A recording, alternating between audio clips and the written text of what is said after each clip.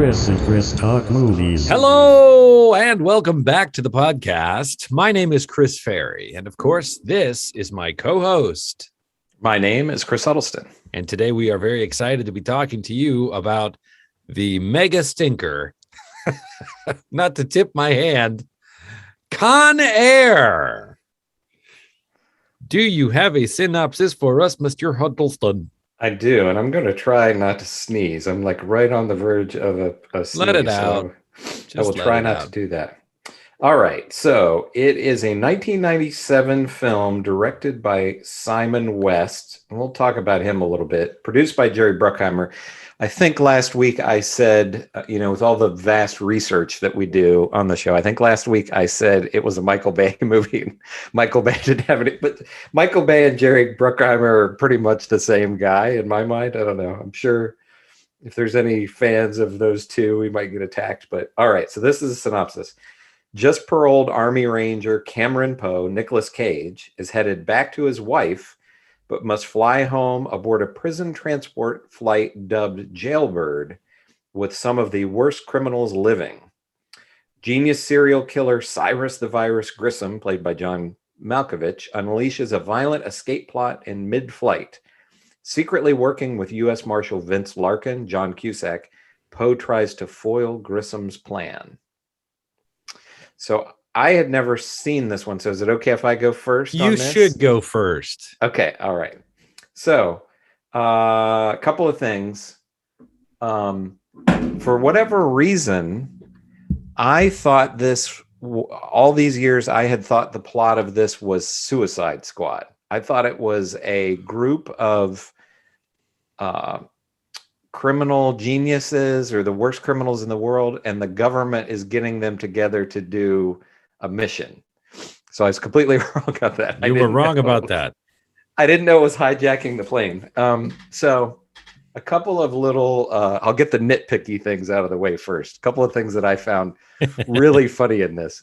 So the very opening of the movie is Nicolas Cage. He comes back from, he's been at war in the Middle East. They don't give us a lot of information about that.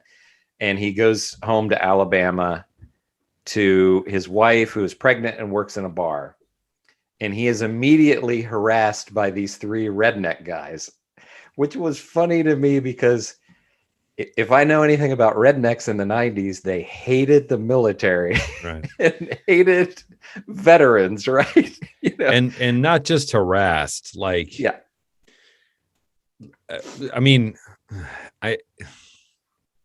just implausible. Like this one guy is so aggressive in hitting on this woman who is clearly greeting her husband. And she's pregnant. And like he's in his military uniform. And their first dialogue is like, "Oh, it's been so long. You welcome home, honey." And he's just like, they're embracing. And the guy walks up. He's like, "Hey, how about you dance with me and leave this loser?" Yeah. It's like if he walked up and knocked his hat off or something. I don't think I've ever seen behavior like that in my life. And just in what world was this happening in the 90s? I mean, the guy makes I think they're clearly, this was probably somebody who was mad about how Vietnam veterans were treated, because the guy's like, just like those, those guys in Vietnam, you're terrible, You're already trying to make too much sense of this. It's true. But so they immediately harass them, and then when they're leaving the bar, the three rednecks attack Nicolas Cage and his wife. Yes, and with vicious intent. Like it's pretty clear they intend to kill him and rape her. That's how. I mean, they ostensibly said, I thought we give you a ride home or something like that. But they immediately fan out and surround him.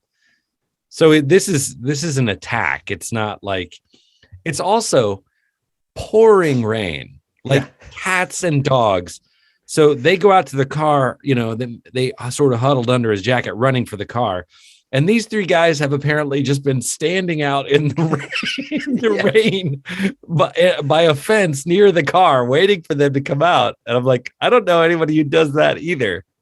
You know, And the funny thing is when the guys start harassing them, and it's not like Nicolas Cage is just like, "Hey guys, I just got back. I don't want any trouble." It's not right. like he is, No. at all like embarrasses them or beats them up in the bar. He's just like, "Hey, can you just leave us alone?" Yeah.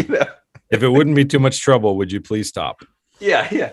So then in self-defense, he kills one of the guys. And this was totally implausible to me. So immediately they're at the trial. So three drunk guys attack a war hero and his pregnant wife.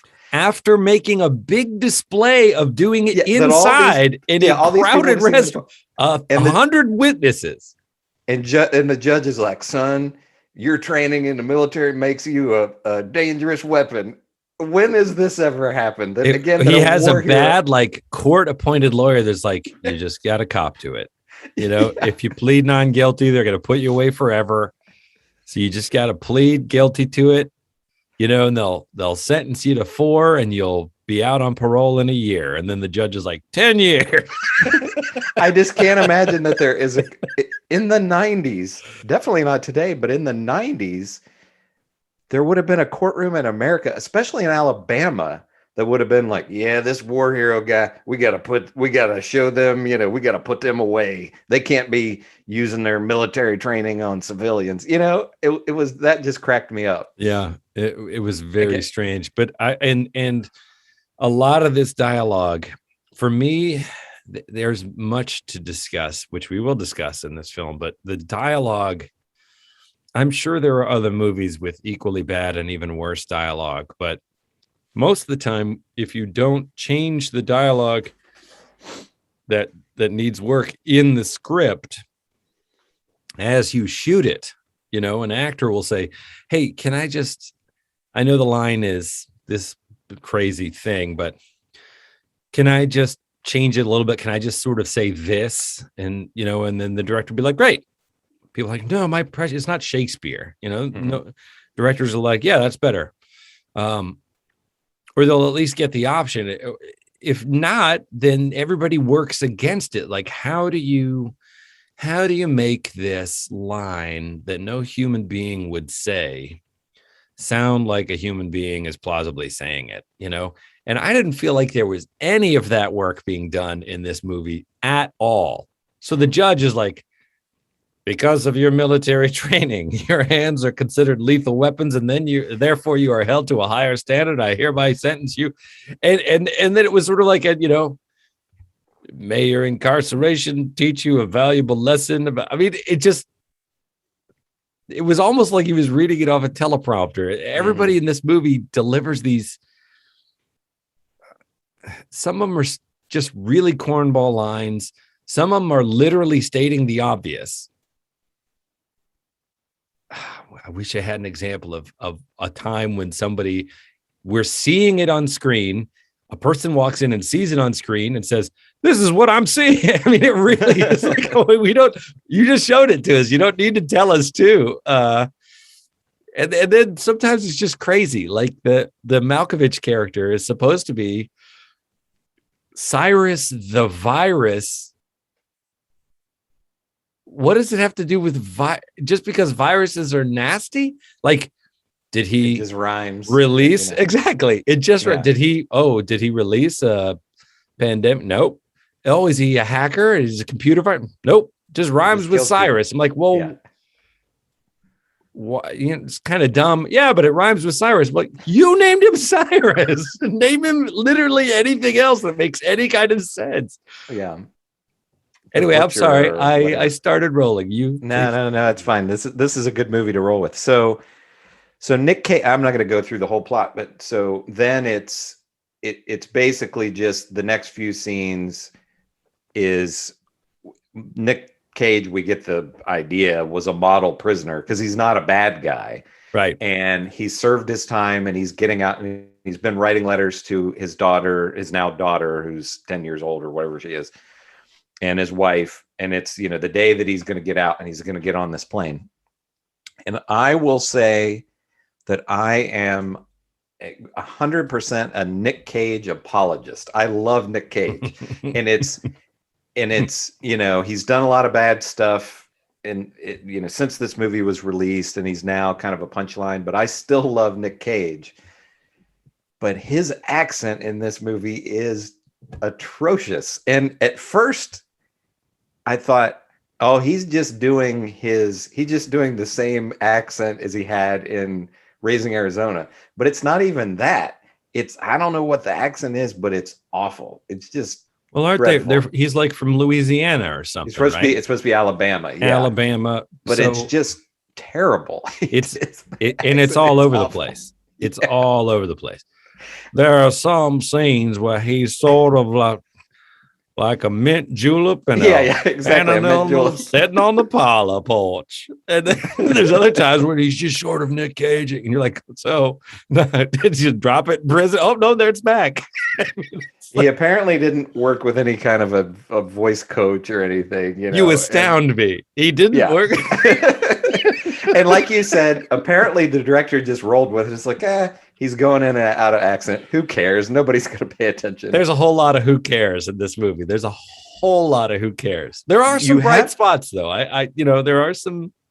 You have a really great cast. So we talked about Nick. You've got Nick Cage. Yes. You have Dave Chappelle is in this. Dave Chappelle. But can we just take a moment and tick down everybody who's in this? Because I don't even think I can get them all, right? Mm-hmm. So we got Nicolas Cage, Dave Chappelle in a prominent role, mm-hmm. John Cusack, Ving Rhames, mm-hmm. Steve Buscemi, mm-hmm. John Malkovich. I don't know if I'm pronouncing his name right. McKelty Williamson. He's from Bubba from Forrest Gump. Yes. You have Danny Trejo. There's a bunch of other people that you'd recognize. Yes, absolutely. There's some people that you would recognize that get a lot of these roles. A lot of character actors. But yes. All of those, big stars. And there's somebody else that I wanted to just. There's the DEA agent who's an English actor. His name is Colm Meaney. Colm his name Meaney. In real life. He's been in a million things. This is the craziest casting for Colm Meaney. This guy, this character on the page is a cliche of a cliche. And then somebody took a pass at it and was like, what if we made it bigger? It's not cliche. And then they're like, I know who I'm seeing in the hot rod car and the F you attitude. Colm Meaney. And he's a badass. And he's British.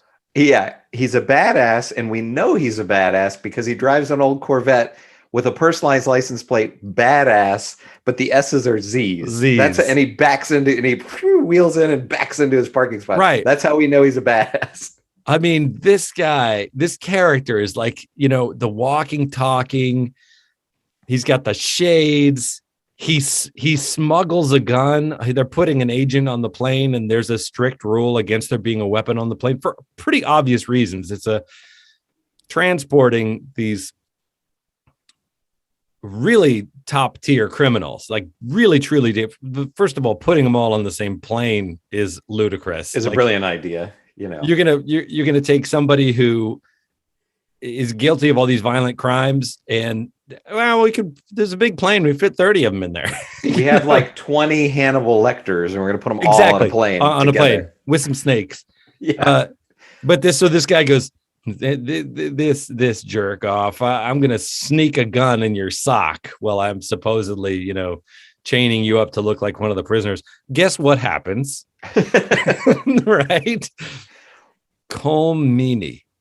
From the very second he opens his mouth, I'm like, what were they thinking? Did they owe this guy a favor? Did someone lose a bet? Nothing against Colm Meaney, right? Yeah. Colm Meaney's a good actor. I'm not. It's just the choice of.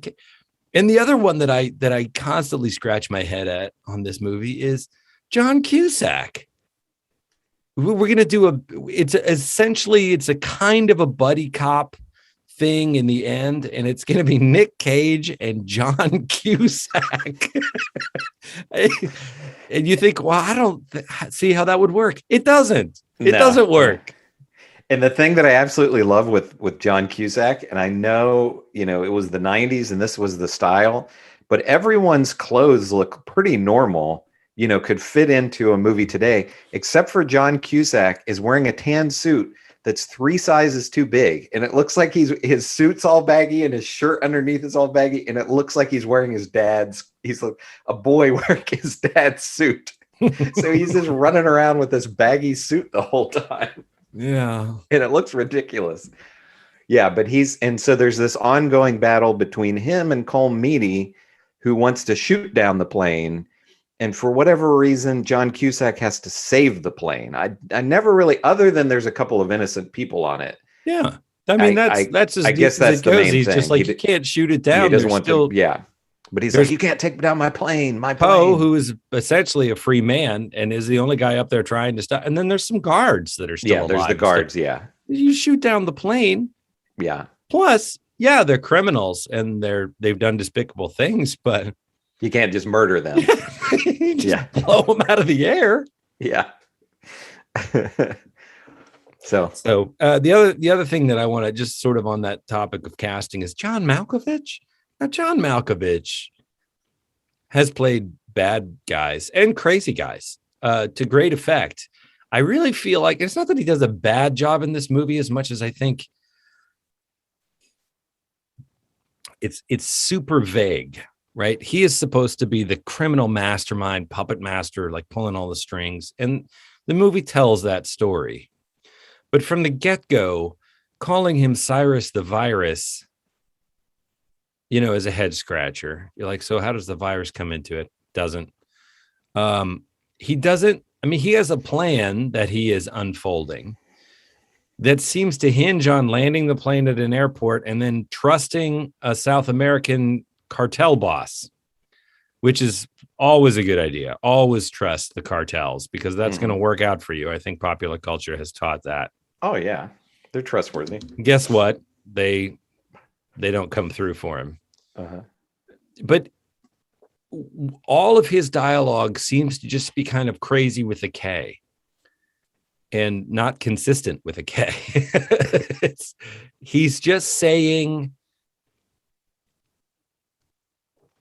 crazy stuff. Like when he yells at people and threatens them, it's just supposed to sound like this guy's crazy. Do you understand? Yeah, does that make sense do. To you? The thing that really stood out to me is seeing so many, and I don't necessarily recall what John Malkovich was like before this movie, what his roles were like, but you have none of the quirky weirdness that John Malkovich, it's not John Malkovich, no pun intended, being John Malkovich in this. It just seems like a lot of different kind of scary, tough guy actors could have played this role. It's almost like they cast Malkovich because of that kind of mercurial quality that John Malkovich, the kind of crazy look he can do in his eyes, that unpredictable, like what's he going to do? But then the director fought that. It was like, no, can you like go to the gym and like can you be kind of like a Hollywood action movie bad guy? Yeah, that's what he's like. And I'm like, well, why would you cast I mean, there's a million of those guys that you don't have to pay Malkovich money. Mm-hmm. Just the cast of this movie alone was so expensive. You also have, and I don't want to, if you have more about Malkovich, I don't want to get off of that. But you also have Steve Buscemi, who I feel is completely wasted in this. He's supposed to be the almost like the worst of all the killers.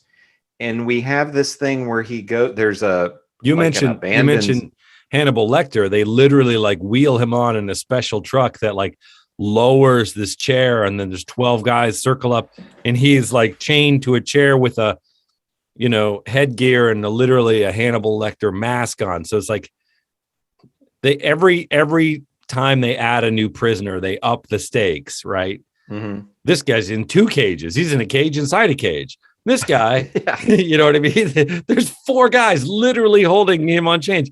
And then until we get to Steve Buscemi, where they like have to roll in a special truck. It's like Dune. And this it's like we can't even trust, we can't even trust guys to be in the box with him. Like, Yeah. and then they roll him up and they lock him in a cage in the plane anyway, go ahead. And they don't do anything with him other than he doesn't really do anything with helping with the plan or anything. He just gets out and wanders away from the plane and finds this abandoned swimming pool where there's a little girl having a tea party, and he goes and sits with her at the tea party to that. And they just continually having you think that he's going to kill the little girl. And then later he gets on the plane and he has her doll, and you think like, oh, he murdered this little girl, and he didn't. Right. And so it's like, here's scary, most evil guy ever, and he doesn't do anything. Right. So he's just Steve Buscemi in it. He says some kind of weird things, and they like use him Nicolas as the Cage truth tells him teller. to shut up, but that's it. Yeah, they like use him as the truth teller. And I think I don't know why you even need that in this movie. Like, why is it that it's the crazy guy that everyone's afraid of, who literally eats people or whatever? He says at one point, he killed a girl and wore her head like a hat for. It's terrible. Yeah. It's terrible in so many ways. But then there's other times it's like they're saying somebody says something about politics and he kind of lays it out. He's like, well, if you think about it, you're supposed to be like, yeah, the psychopath is right. What are we? Yeah. This movie could have been 2 minutes shorter. Just cut that. It's like nobody had any idea why they were slapping this stuff in there. It's kind of like, and then there's I guess he's a gay character or a trans character. Yeah. That I actually thought was a terrific performance, but it's fairly offensive in the way that it's drawn. They certainly don't give this actor much to do. Kind of say mean things to him on occasion, the other inmates. It just feels like this gumbo of like all of these possible cliches, and somebody thought this is going to be great. And you're like, well, I mean, I'm not saying it couldn't have been great. I think you didn't quite bring it home. No. What else? And here's the thing. Much. So when you look at Simon West, when you look at his filmography, he did a lot of bad. This might be the best thing that he did, or one of the best things that he did. He directed The General's Daughter. I don't know if you ever saw that with John Travolta. It's terrible. Lara Croft Tomb Raider, which has a 20% rating on Rotten Tomatoes. I've never seen Black Hawk Down. I guess it's an okay movie, but I've never seen it. Black Hawk Down is good, but he didn't direct Black Hawk Down. Yeah, he's the director of, or no, he's executive producer. I'm sorry, he didn't direct it. Ridley Scott directed it. Yeah, that's right. He directed the remake of When a Stranger Calls. He directed The Mechanic with Jason Statham, which I think is pretty bad. He also directed The Expendables 2. It's a really bad movie. And then there's some other stuff that I don't even know what it is. So it's like Con Air might be the best movie that he directed, which isn't saying much at all. Excuse me. I don't see a lot of directing going on in this movie. Certainly not of the actors. I mean, a director directs a lot of different stuff, but I just thought one reason why you might get excited to see this movie is the list of names. You think, oh my God, I mean, this is going to be great. I mean, almost like, how are you going to find enough fun stuff for all these people to do together? Mm-hmm. And it's, It's bad. Yeah. It's like, Yeah. It's, I wanted to stop watching it, honestly. I was like, oh, I forgot. oh, I guess maybe since I'd not seen it, it's really dumb, obviously, but I didn't hate it. I did watch it in two. It's almost 2 hours, and I watched an hour one night and an hour the second night. So I didn't watch it all in one sitting. I think that might have made the difference because I watched it all in one sitting. And it was, I mean, we have watched worse movies together and talked about them. But I had seen it before, and it is so dumb that about halfway through, I thought, oh, I'm tired of this, like tired, like this is wearing me out. And it's not giving me enough good stuff to enjoy. I'm just like being punched by a big dumb dummy, and you just got tired of it about halfway through. But I feel like it, and I brought this up last week, that modern action movies, aside from, a few gems here and there, don't do a whole lot for me, because I think this is one of the movies that kind of set the precedent and the model for everything that came after it. You have so many dumb action movies now that are dumb but not fun, and just in my opinion. And I agree. This made in today's dollars about $350 million. So, it was a big hit. So this is just kind of what you think of with action movies now. But I agree that in premise, the spectacle of the big popcorn action movie is dumb, right? Cars leap, things defy physics, often cars and trucks and explosions and physics itself, the human body. In a similar way that superhero movies do, but the premise of a superhero movie is like, oh, but they're super, like they're aliens or they're gamma rays or whatever make it different for them. In an action movie, it's just people who are badasses and cars that, don't follow physics. But I don't dislike action movies. I think they're, Die Hard. I love that movie. That's a great action movie. The original Die Hard, but Hard, the ones made in the 2000s. Sure, but it follows the action movie formula right down to the second coming of the bad guy, right? The bad guy who's beat, but then pops up again at the end, and then the icy one-liner, should have stayed down or whatever, right? Ice to see you. It hit all the marks, but the acting was great and the casting was great, and there was just so much about it that was great. The script was great, dialogue. So I love a good action movie. I love a good action movie. Yeah, that's my badly made point, is that they seem kind of few and far between these days. Yeah, in my opinion. I haven't religiously followed the Fast and the Furious franchise, but I did go see one of the relatively recent ones with a friend who was really into it a couple of years ago. Oof, maybe 5 years ago, maybe more than a couple of years ago.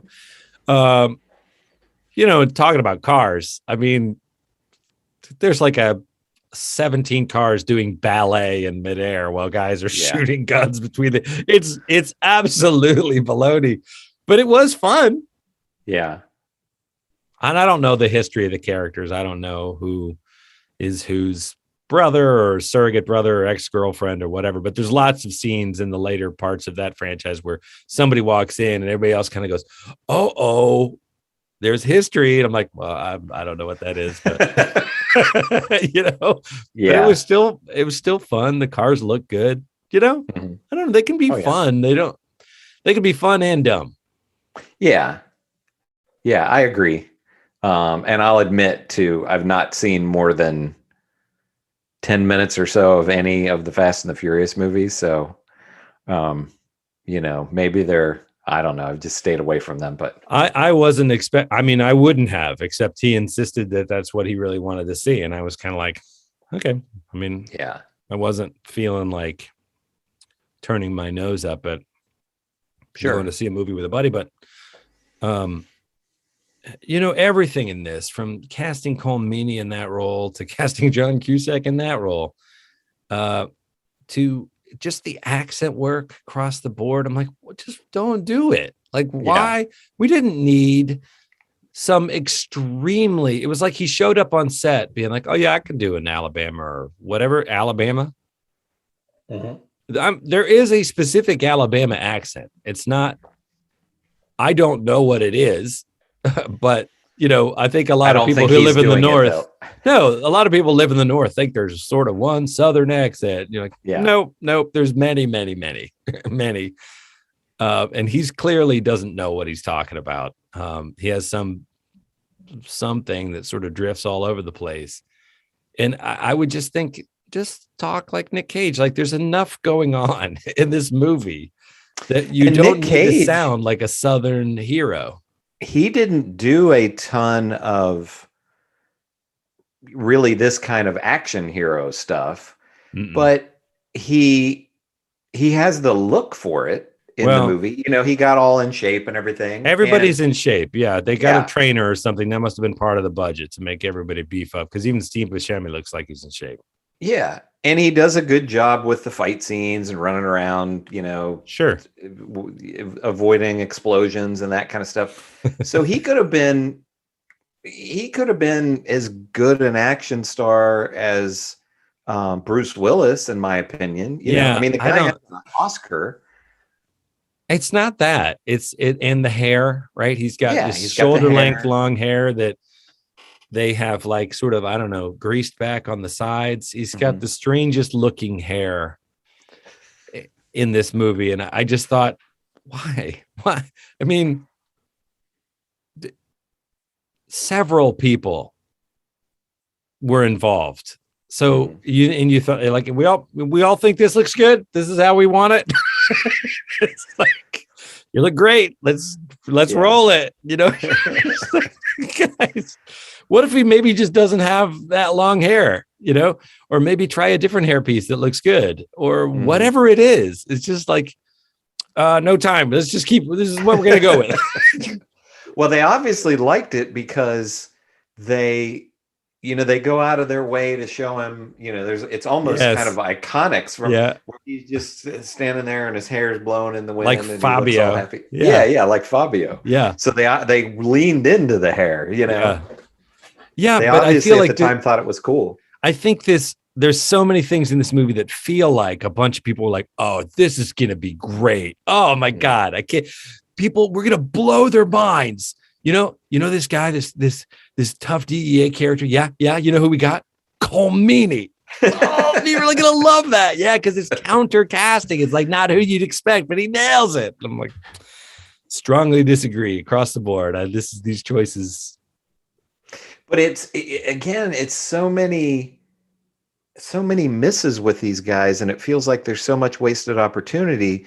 Just, you could have had just Nick Cage and he's the good guy, and Danny Trejo is the bad guy. Just them. You could have made a good movie with that, or just John Malkovich or whoever. Sure. Or Ving Rhames. You don't even need all of these guys who are all wasted. I agree. There's almost just too many subplots and too many little, there's characters, there's so many of them. There's characters that I feel like there's something going on behind Chewie's me. Back there. Yeah. He's trapped in he got trapped in the bathroom. He'll be all right.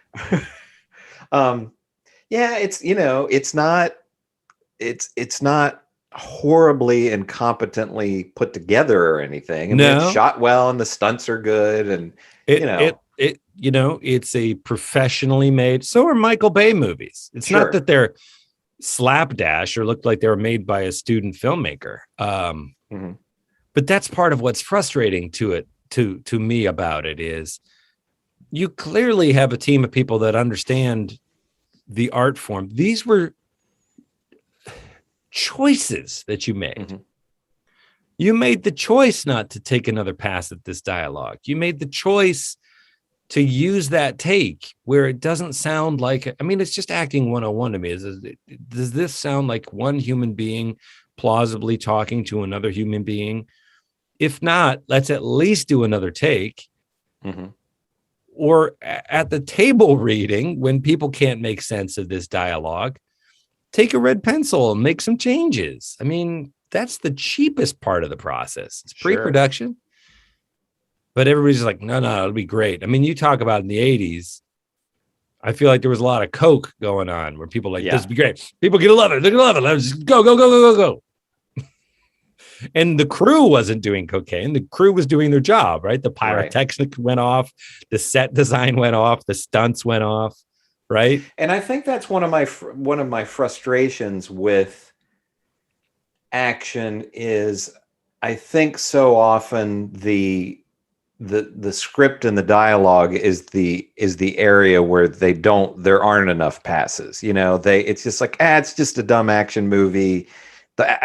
Nobody cares about the dialogue. They're just they're just there to see the explosions and the spectacle.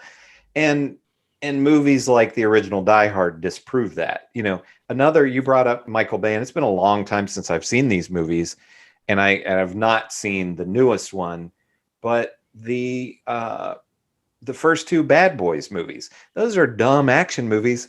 But as I remember, they're really entertaining and well done, you know, so they can, dumb action movies can be well done. Martin Lawrence and Will Smith. Will Smith. I mean, and they're two great comic comedians and they have great chemistry. And they're ridiculous and outlandish and all of that, but they're still a lot of fun. It's fun to watch them playing off each other. Mm-hmm. That's all it takes, really. I mean, nobody's going to buy these things to see Oscar winning whatever. They just want to have fun. And this movie would have been more fun, except all this other stuff kept taking me out of it. Because I'm just like, like a wasted, like you give Malkovich a zing line and the line doesn't make any sense. Not because he doesn't know how to act, but it's just like, there's a part of me that wanted to hit pause and like have a writer's room appear around me and be like, okay, 10 things that would be funnier than that or better, better than that he said go, and just have people like spit out better lines. And I'm just like, and he's supposed to be this super genius, right? You know, and other than a couple of times he's like, you guys are too dumb to understand, my plan or whatever. Ving Rhames' character gets a little like 20-second backstory about him being this radical, kind of Black Panther character. And somebody asks him like, why are you following this guy, this white psychopath? Like, what? And he says, it's just a means to an end. Once we're free and we get out of here, I got my own plan, kind of in an ominous wink.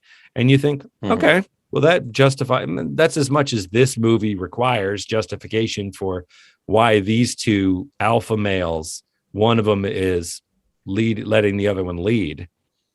We don't get any of that from Malkovich, and we don't, you know what I mean? Yeah. Anyway, I'm repeating myself, and now I'm just kvetching.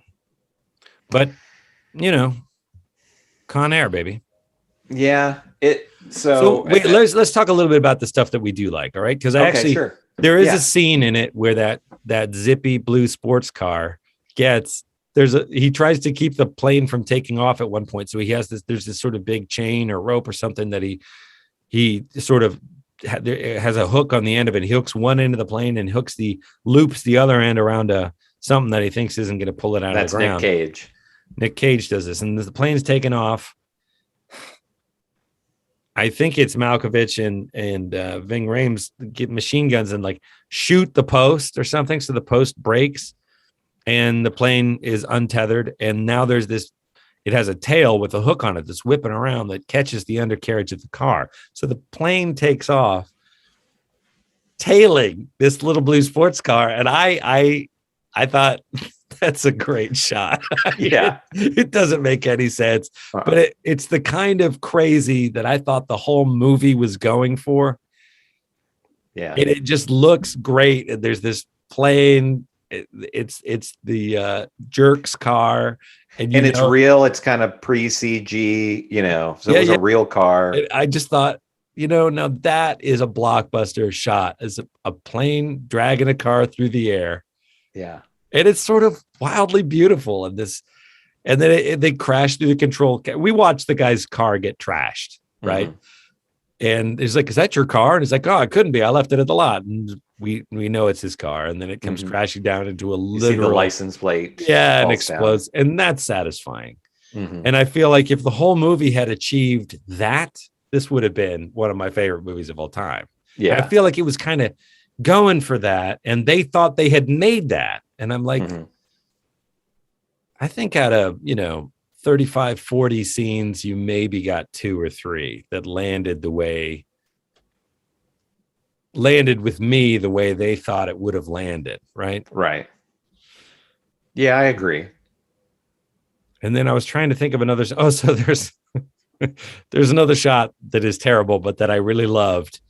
There's a car chase, and there's 2 motorcycle cops sitting there. It's the cops sitting there. The race goes by, they spot it, and then they take off after the car. So the shot is as if you're lying on the ground with the camera, and the wheels, the back wheels of the police bikes are framing the shot, right? And we're viewing the street like they're just taking a break, and we're on the ground seeing we don't see anything of them but their boots and the wheels.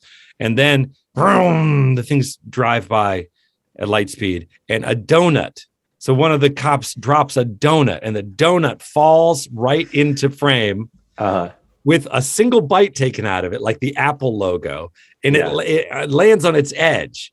So it lands standing up, this perfect, like, cop only got one bite of his donut. They dropped what he's doing there, like Ponch and John take off into the frame after the thing. And I thought, that is terrible. And I love that. Yeah. That is just that. I think that is another single shot that the whole movie was trying to be that shot of baloney artwork, where it's just like it's an homage to the genre and to Hollywood in general and the implausibility of it all, but also this kind of bubblegum art piece that it's like a donut falls into frame. The cops' boots leave frame as the bike's kicking and the tires squeal out in pursuit of and you're just like, yeah, that's what this whole movie was trying to be. But it really didn't land except for a couple of places. I feel like there was a third one I liked Dave Chappelle misses the plane at one point when it takes off.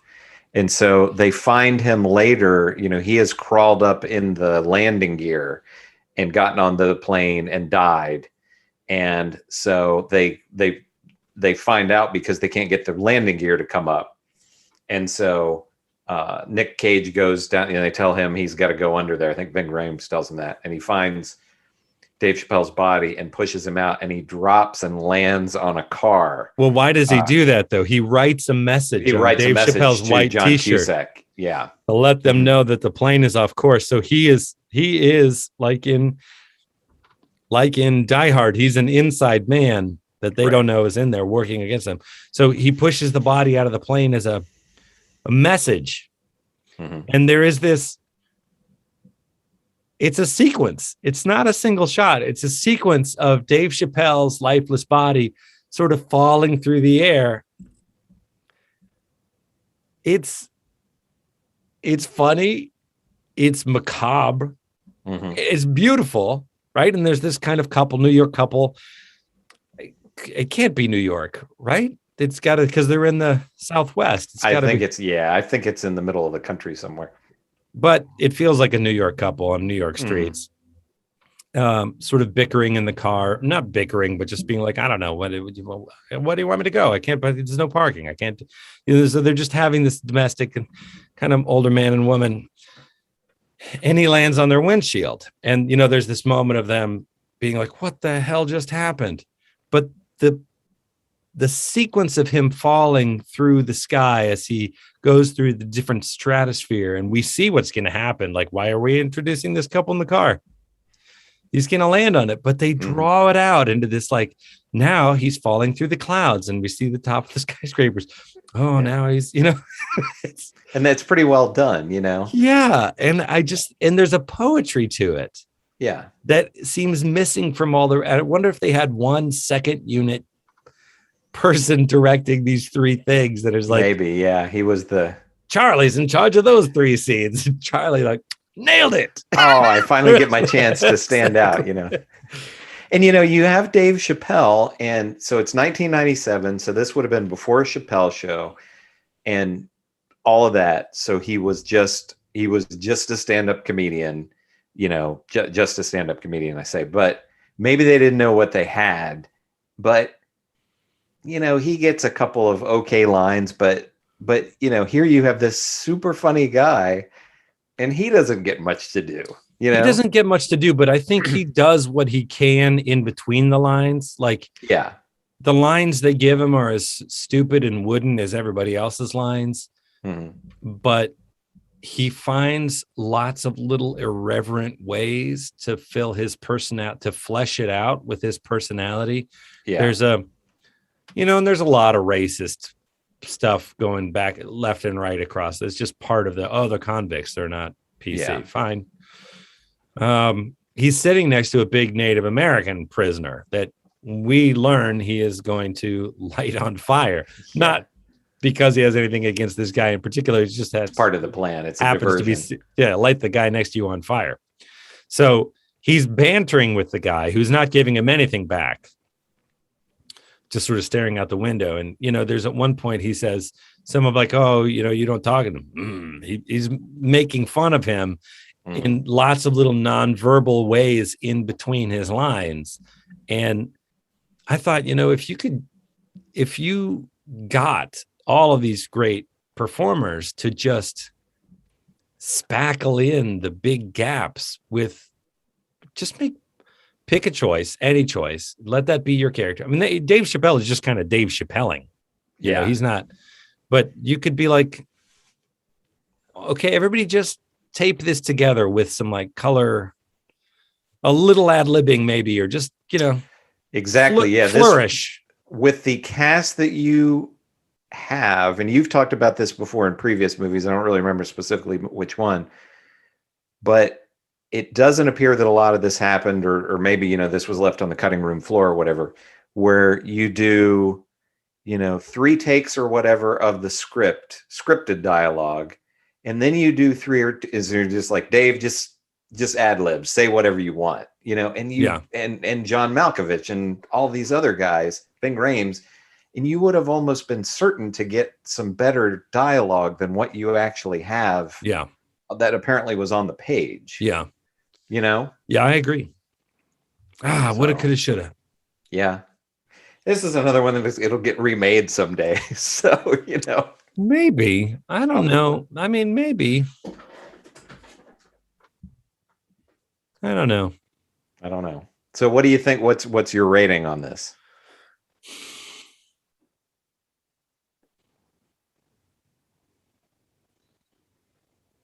I guess I'm coming down right on the don't recommend side of the middle needle. I think my scales tip right over to because if you were going to get, again, I think if you and I watched it together, we might have had a lot of fun talking about it, drinking beers. Why? But watching it solo, I just didn't find it. So here's what I'll say. I'll say, if you know where you're getting into and you want to watch this with friends and you're down for some kind of laughing and having fun at the movie's expense when it's begging for it, you might have a good time. But as a single viewer, a solo watcher, where I'm just like, I want something that's gonna, it's Thursday night and I want something really good to watch. I didn't enjoy myself that much watching it alone. 2 hours. Yeah. A lot of things irritated me and took me out of it. And the big bubblegum fun stuff just didn't. Yeah, pretty much the outweigh. same. Yeah. Yeah, I'd say pretty much the same. If you're a huge action fan and like me, for whatever reason, this is one that you've just never seen before, you can tick it off the box or whatever. I had just never gotten around to it for whatever reason. And so now I can say, I finally saw Con Air, because it's one of those things you say to people, it's like, you've never seen Con Air before, Yeah. So, because we were like in our 20s when this movie came out. So it was right in the time where I was going to see tons of stuff in the movie theater or renting it or whatever. And just for whatever reason, I never got around to this one. So now I've seen it, and I don't think I'd watch it again. And there's a reason you've heard of Con Air, right? And there's a reason why it was a big hit. When you hadn't seen it, I was like, oh, you've never seen Con Air? Mm-hmm. Not because it's so great, but because it's sort of such a remarkable mess. And it's, you know what I mean? It's like, so there's a reason to see it that is just sort of like, you gotta see this. You have to, look, you see it, and then we'll talk about what happened here. Like you and I are doing. I mean, so it's sort of perfect fodder for conversations like this. It would have been super fun to be having it. Like if we'd have sat down for 3 hours and paused it a lot. Yeah. Been able to do that. What do you think was going through their mind in that scene right there? I would have this would be a great to do like an MS3TK, yes, kind of a thing. Yes. Yes. So I mean, or MST3K, I should say. Yes, exactly. I think entertaining from those facets, but if you're like judging it as a film, I'm going to have to go thumbs down. But it's a movie, not a film. So speaking of movies and films or anything else, TV or whatever, have you seen anything new since we last spoke? I started watching the Tom Hanks thing on Apple TV. Oh, okay. With the robot. And I turned it off, not because I hate it, but just because I really wasn't in the mood that night. Mm-hmm. I don't know where it's going. I didn't get that far into it. Okay. But it's post-apocalyptic, and I won't spoil it if I tell you that, at least in the beginning, he starts off on his own. So it's a guy, something horrible has happened. He's alone. There are superstorms. He's got a dog, and he builds a robot. And so there's some Castaway to it. There's some, but I just was like, oh, this is gonna hurt, isn't it? Like this is just things are gonna get. So things are already really bad, and they're so bad that you're like, how is Tom Hanks managing to keep his chin up in such bleak situations? And he's doing it as only Tom Hanks can. But then something really bad, it's weather, starts to happen. And you think he's like, then he has to wrestle with, oh, no, we have to leave. And he really doesn't want to leave because that's going to be bad. And that's about the point where I turn it on. I'm like, that's not going to be fun. It's going to be really bad. Yeah, I don't know that I can do another It's the Last Man on Earth or whatever things right now, How about just a fun, sunny something, a love story where everyone ends up happy? Mm-hmm. You know what? It works out and they get married and they have kids and it's great. Yeah. And they think that their friend is going to die, but she doesn't. She was better. Misdiagnosed. Yeah. She's going to live another 20 years. Yeah. So I saw I went to the theater twice in the same week. I went to see Wes Anderson's The French Dispatch. Oh, yeah. And so I loved it. I feel like you're either a Wes Anderson fan or you're not a Wes Anderson fan. I can't imagine there are a whole lot of people who are just like, Wes is okay. Right. It's very Wes Anderson. It's, if you like what other Wes Anderson movies, I I would imagine you would like this film. It is more. So I don't know how you personally feel about Wes Anderson, but this is more. I thought it was going to be almost kind of Grand Budapest Hotel Part 2 in a way. But this is much more artsy. It's it has all the whimsical elements of his other movies, but it's essentially an anthology because it's the French Dispatch, which is right. It's kind of like the New Yorker. It's very and it's just these and Bill Murray is the editor, and they kind of introduce these different writers and their stories that they've submitted for the magazine. So you get these multiple stories, and some are light and slapsticky and whimsical in the way other Wes Anderson movies are, and some are darker and kind of sad, and there's a lot of black and white in it. There's a lot of nudity in it, which was kind of unusual, like full frontal nudity, which was unusual for a Wes Anderson movie. But it's, like I say, if you like his other films, it's more of the same. And this will sound a little douchey maybe, but I just watching the movie I felt the way that I feel watching other films of his. I just feel happy seeing them. It's just his style is just right in my wheelhouse of what, it's almost when you watch something or you read a book or you listen to a song or whatever, and you just feel like, oh, this was made for me. Does that make sense? That's how I feel watching his films. So I really like Wes Anderson too. I think some of his later stuff I like a bit less. Mm-hmm. The Royal Tannenbaums I really liked, and all the earlier stuff. I didn't. The one on the train where the brothers take a train. The Darjeeling Limited. Yeah, that didn't do it for me so much. And while I felt the same way. Yeah. The Grand Budapest Hotel, I loved parts of it. Mm-hmm. But I mean, I love the Coen brothers, and they're not all my favorite Coen brothers movie. I really connect with some of it more than others. Yeah, it's the same. But I mean, for people who like Wes Anderson movies, I would highly recommend it. And then last night, I went to see the new Ghostbusters movie, Ghostbusters Afterlife. Oh yeah, and reviews overall have been fine for it. It's been a little mixed. And I thought the trailers looked good and everything. But growing up, I was not a gigantic Ghostbusters fan. Sure. I was fine with the movie. Sure. I liked the cartoon. I played the video games and all that. So I was always fine with them.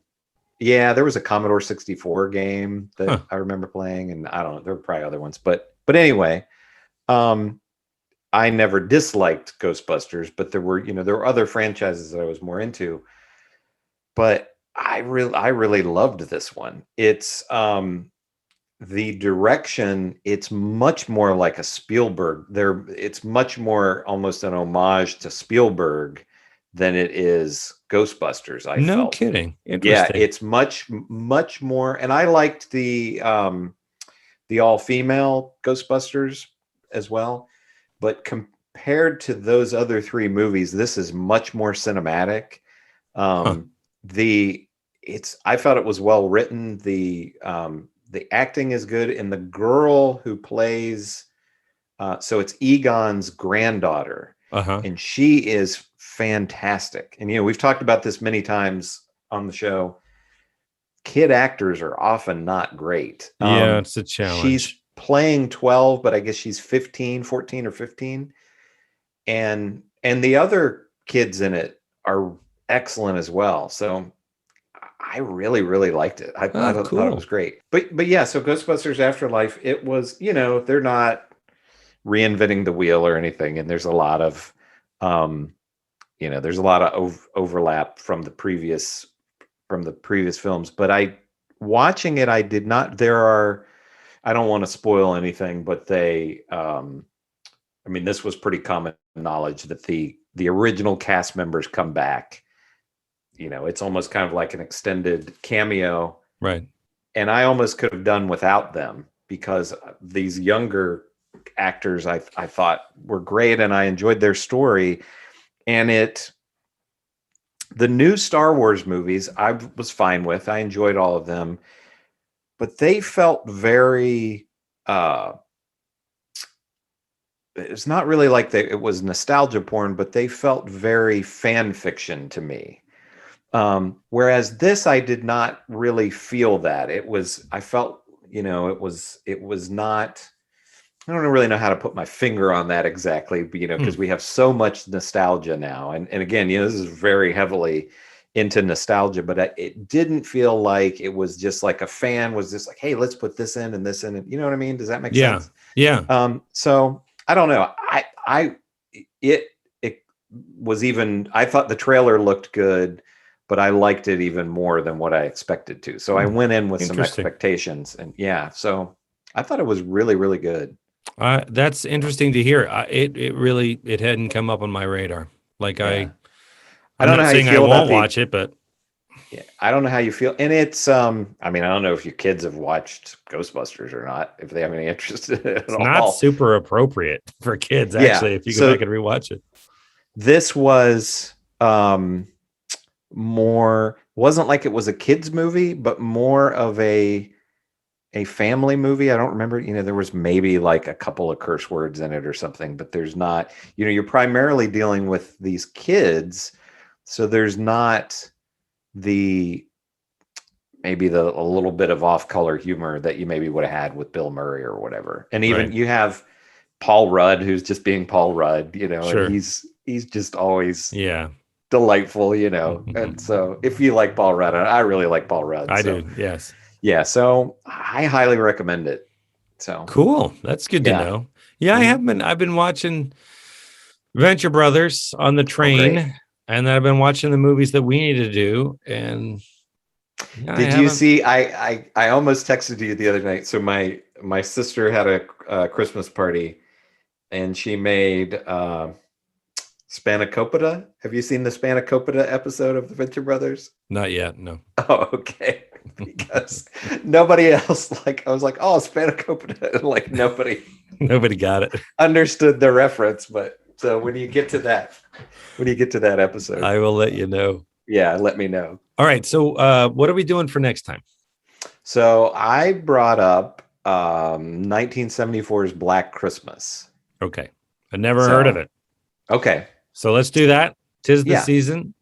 Yeah. Chris and Chris Talk Movies at gmail.com. Give us a shout. If you're watching us on YouTube, subscribe, leave us a comment. If you're listening to us on a podcast, thank you so much for listening. Thank you.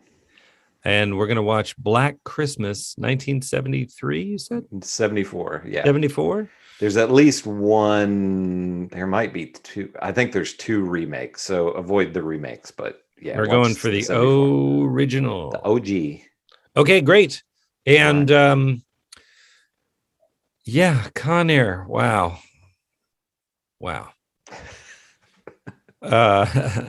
Anything else to add? I think that's everything. All right. Well, we'll leave it there, and we will talk to you next week.